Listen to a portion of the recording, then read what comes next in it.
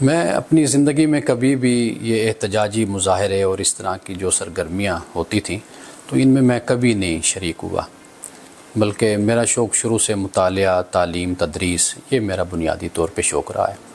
میں ایک بات آپ کو سناتا ہوں۔ ڈاکٹر سرفراز نعیمی صاحب رحمۃ اللہ علیہ، یہ جب میں باہر سے آیا ان سے ملاقات ہوئی تو ان دنوں میں کوئی بہت بڑا مظاہرہ انہوں نے کیا تھا جس سے توڑ پھوڑ ہوئی اور ملک کے املاک کا بہت نقصان ہوا۔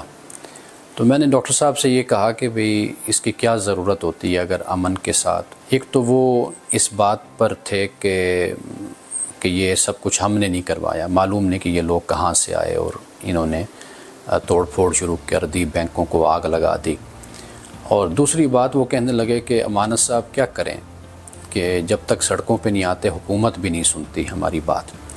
تو یہ واقعی ایک مسئلہ ہے، لیکن میرا مزاج اور میری طبیعت ایسی ہے کہ میں نے اپنے آپ کو ہمیشہ، یعنی میری زندگی کے جو 40 سال یا 35 سال ہیں تو وہ ہمیشہ مطالعہ میں، تحقیق میں اور تعلیم میں نے اپنے آپ کو اسی میں ہی مصروف رکھا ہے۔